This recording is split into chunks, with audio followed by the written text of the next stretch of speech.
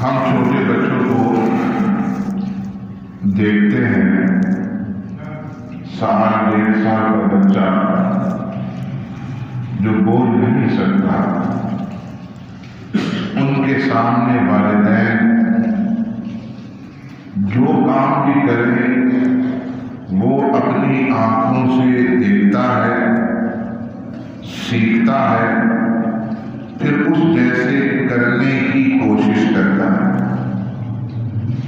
والدین اگر چھوٹے بچے کے سامنے جو بول بھی نہیں سکتا، چل بھی نہیں سکتا، موبائل استعمال کرتے ہیں،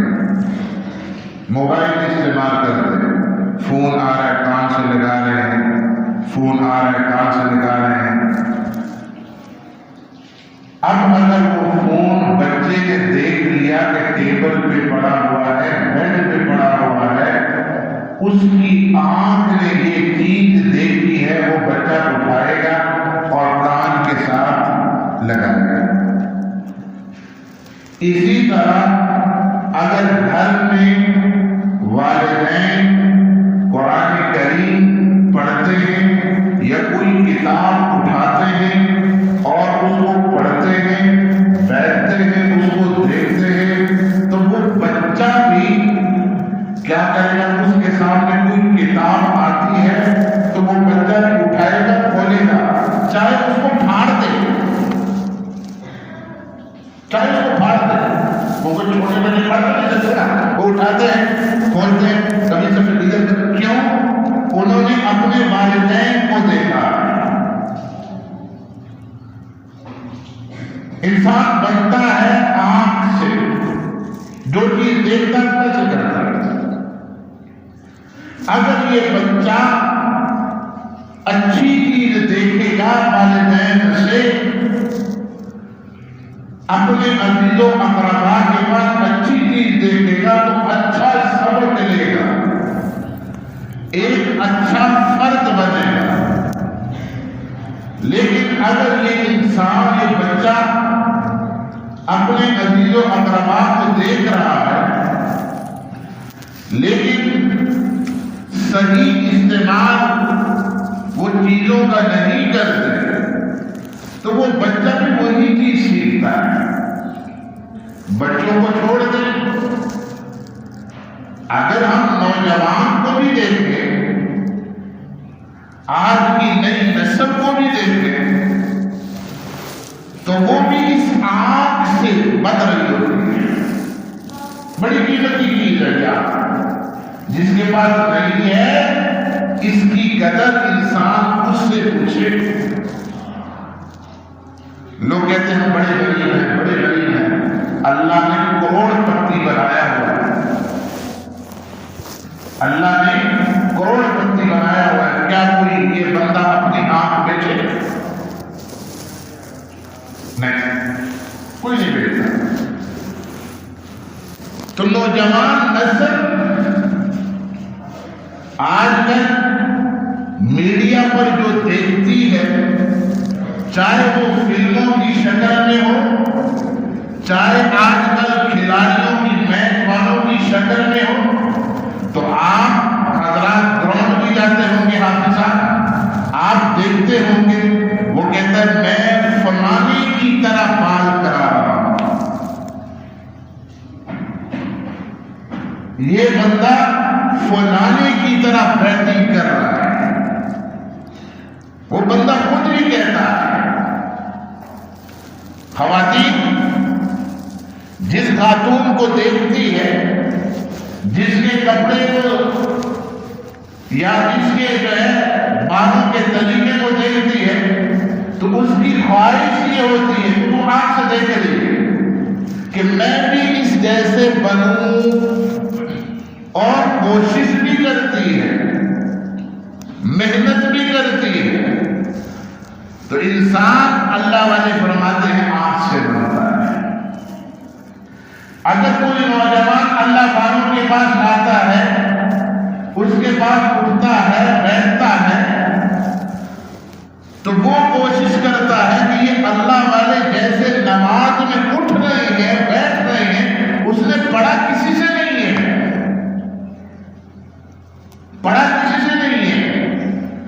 بلکہ وہ دل اللہ والوں کے پاس آ رہا ہے، بیٹھ رہا ہے، تو اس کی کوشش ہوتی ہے میں اس اللہ والے جیسا ہی عمل کروں۔ کوئی اگر اس سے پوچھتا ہے وہ کسی عمل پہ لگ گیا، کوئی اس سے پوچھتا ہے کہ آپ یہ عمل کیوں کر رہے ہو، تو وہ کہتے ہیں فلاں حضرت صاحب ہے نا وہ ایسے کرتے تھے، فلاں حضرت وہ ایسے کرتے تھے۔ اچھی چیز دیکھو گے، اچھی مجلس میں جاؤ گے، اچھا انسان بنو گے، اور اگر بری مجلس میں جاؤ گے، بری چیزیں دیکھیں گے، اللہ کے نافرمان بنو گے۔ آنکھ بڑی قیمتی چیز ہے۔ اس آنکھ سے جس نے ایمان کی حالت میں حضور کو دیکھا اور ایمان کی حالت میں اس دنیا سے رخصت ہوا، وہ صحابی بن گیا۔ ایمان کی حالت میں حضور صلی اللہ علیہ وسلم کو دیکھا، بلکہ ایک صحابی کو جب یہ معلوم ہوا کہ آپ علیہ السلام اس دنیا میں نہیں رہے، اس نے دعا کی اے اللہ اب ان آنکھوں کی ضرورت نہیں ہے، اس کو لے جانا، اس کو ختم کر دے، ختم کر دے، اب اس کی ضرورت، جس کو دیکھنا تھا اس کو میں نے دیکھ لیا، جس کو دیکھنا تھا اس کو میں نے دیکھ لیا۔ سیدنا انس رضی اللہ تعالیٰ فرماتے ہیں نبی علیہ السلام کے سامنے کھانا آ رہا تھا، سالن آیا، اس میں کدو کے ٹکڑے تھے۔ انس فرماتے ہیں میں ان آنکھوں سے دیکھ رہا ہوں، کیا چیز دیکھ رہا ہوں؟ حضور کدو کے ٹکڑے چن رہے ہیں، کدو کے ٹکڑے چن رہے ہیں۔ جب مجھے یہ معلوم ہو گیا کہ حضور صلی اللہ علیہ وسلم کو کدو پسند ہے، اس دن سے مجھے بھی کدو سے محبت ہو گئی۔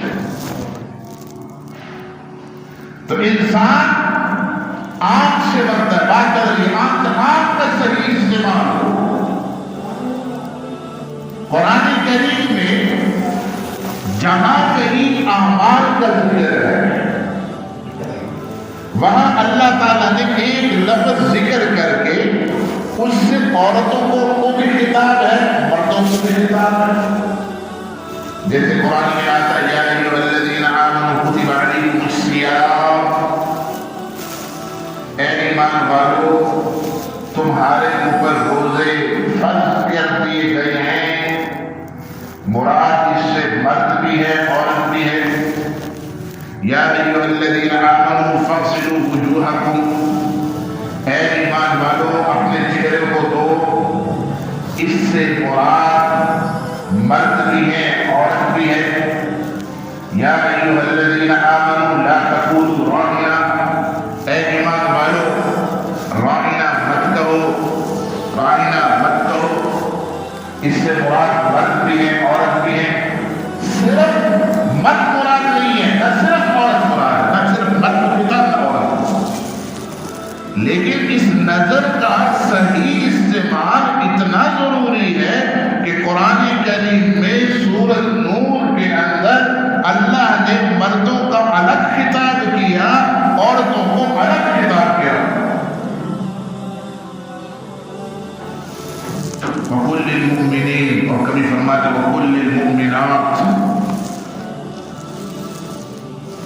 کہ اپنے آنکھوں کو صحیح استعمال کرو۔ نبی علیہ السلام نے فرمایا صحابہ کرام رضوان اللہ اجمعین سے کہ راستے میں مت بیٹھو اور مت کھڑے ہو۔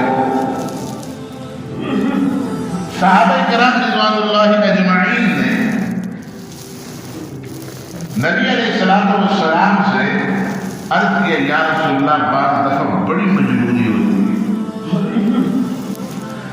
ہمیں اس کے علاوہ کوئی چارہ کار نہیں، جیسے تبلیغی جماعت آ جاتی ہے جب دستک دے رہی ہے تو لازمی بات ہے کھڑی ہوگی، ویسے کھڑے ہونے کو اور راستے میں بیٹھنے کو اللہ کہتے ہیں پسند نہیں فرمایا۔ تو آپ سے صحابہ کرام رضوان اللہ اجمعین نے پوچھا یا رسول اللہ اگر بہت ضروری ہو تو پھر کیا کریں؟ کوئی مسافر کسی کا آ گیا، کسی سے ملنے کے لیے وہ کافی دیر ہو گئی تو پھر کیا کریں؟ تو آپ علیہ الصلوۃ والسلام نے فرمایا پھر راستے کا حق ادا کریں۔ آپ نے چار چیزیں ذکر کی، راستے کا حق یہ چیزیں، ان میں سے ایک یہ ہے غض البصر، کہ اپنے نگاہوں کو نیچے رکھے، اپنی نگاہ کو نیچے رکھے، ایسی چیز پر نگاہ نہ پڑے جس سے اللہ اور اس کے رسول لے فرمایا۔ اللہ کے نبی فرمایا کرتے تھے یہ جو بد نظری ہوتی ہے، غلط نظر ہوتی ہے، یہ شیطان کے زہریل و تیر میں سے ایک تیر ہے، اور جس میں پڑتی ہے اس کا عکس دل میں بٹھا دیتی ہے، پھر وہ سجدے میں بھی وہی ہوتا ہے، رکوع میں بھی وہی ہوتا ہے، پھر عبادات میں وہی خیالات آتے ہیں۔ آج ہماری عبادات ان چیزوں سے صاف نہیں ہے، اور اللہ کے نبی کیا فرماتے ہیں اگر کسی نے اپنی نظر محفوظ کر لی اللہ تعالیٰ اس کو ایمان کا مزہ چکھائے، عبادات میں ایمان کا مزہ چکھائے۔ بلکہ ایک روایت میں نبی علیہ الصلوۃ والسلام فرمایا کرتے تھے جس کی کسی اجنبی پر نظر پڑ گئی، چاہے وہ خاتون ہو، کسی اجنبی پر نظر پڑے، مرد پر پڑ گئی، مرد ہے کسی عورت پر پڑ گئی، فرمایا فوراً اس نے جھکا لیا، فوراً اس نے نظر کو جھکا لیا، فرمایا اللہ تعالیٰ اس کو عبادات میں لذت نصیب فرمائے۔ آج عبادات ہمیں لذت نصیب نہیں ہوتی، نماز پڑھ رہے ہیں لیکن عبادات کے اندر جو مٹھاس وہ ہمیں نہیں، کیوں؟ ہماری آنکھیں پاک نہیں۔ کہتا مولوی صاحب میری آنکھیں پاک ہے، میرا دل بھی پاک ہے، اصل نظر پاک ہونی چاہیے، اصل دل کا مسئلہ ہے۔ نبی علیہ الصلوۃ والسلام کو معلوم نہیں تھا کہ اصل دل کا مسئلہ ہے۔ نبی علیہ الصلوۃ والسلام نے اپنی ازواج مطہرات کو جو ہماری مائیں ہیں، جو ہماری مائیں ہیں، ماں جو ہماری ماں ہے، حضرت ام سلمہ رضی اللہ تعالی عنہا، حضرت میمونہ رضی اللہ تعالی عنہا، یہ دونوں نبی علیہ الصلوۃ والسلام کے ساتھ بیٹھی ہیں، اور تشریف لے کر آئے ایک صحابی، بہت پیارے صحابی جو آذان بھی لیا کرتے تھے، حضرت ابن ام مکتوم رضی اللہ تعالی عنہ۔ یہ نابینا تھی، یہ نابینا تھی۔ نبی علیہ الصلوۃ والسلام نے فرمایا اپنی بیگمات سے، ازواج مطہرات سے جاؤ، اندر چلی جاؤ، تمہاری نظر کس پہ نہ پڑے، اندر چلی جاؤ، پردہ کر لو۔ اب آگے سے سوال بنتا ہے کہ وہ تو نابینا ہے، جس طرح ہمارے اس میں سوال آتا ہے کہ وہ تو نابینا ہے۔ یہی سوال انہوں نے کیا ازواج مطہرات نے، یا رسول اللہ جس سے آپ ہمیں پردہ کرنے کا کہہ رہے ہیں وہ تو دکھتا بھی نہیں، اس کو تو نظر نہیں آتا، آپ پھر بھی ہمیں کہہ رہے ہیں۔ نبی علیہ الصلوۃ والسلام نے فرمایا تم اندھی ہو، جس طرح مردوں کے لیے ضروری ہے اسی طرح عورتوں کے لیے بھی ضروری ہے، اسی طرح عورتوں کے لیے بھی ضروری ہے۔ اور نبی علیہ الصلوۃ والسلام نے اس پر بڑا زور دیا، پردے کے اوپر بڑا زور دیا۔ آج کل ہم کہتے ہیں کہ جی میری نظر پاک ہے، میں اس نظر سے نہیں دیکھ رہا۔ کیا امہات المومنین نے کس نظر سے دیکھنا تھا جس کو حضور صلی اللہ علیہ وسلم نے منع کیا؟ حج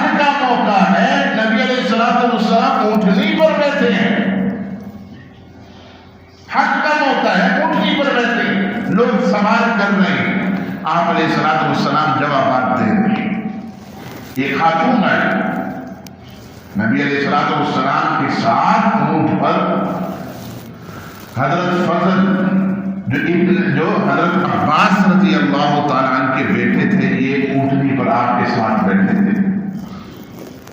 ایک خاتون آئی اور نبی علیہ السلام سے سوال کیا، یا رسول اللہ، میرے والد صاحب بوڑھے ہیں، میرے والد صاحب بوڑھے ہیں، وہ حج نہیں کر سکتے، وہ چل بھی نہیں سکتے، اس کی جگہ اگر میں کر لوں یا کوئی اور کر لے تو وہ حج ادا ہو جائے گا ان کی طرف سے؟ آپ علیہ السلام نے فرمایا جی بالکل ادا ہو جائے گا۔ اب آپ علیہ السلام کی نظر خاتون پہ پڑی کہ اس کی نظر جو پیچھے صاحب بیٹھے ہوئے ہیں اس پر پڑ رہی ہے، اس کو دیکھ رہے ہیں۔ اور آپ نے فضل کی طرف جب دیکھا تو فضل کی نظر بھی ادھر پڑی۔ آپ نے کیا کیا؟ فضل کو گردن سے پکڑا، ادھر دیکھا، اس طرح گردن موڑ دے۔ حضرت عباس رضی اللہ تعالی عنہ نبی علیہ السلام سے عرض کے، یا رسول اللہ، آپ نے اپنے چچا کے بیٹے کا منہ کیوں ادھر موڑ دیا، کیا وجہ؟ آپ علیہ السلام نے فرمایا، میں ان دونوں کے درمیان میں شیطان کو دیکھتا تھا، میں ان دونوں کے درمیان میں شیطان کو دیکھ رہا تھا۔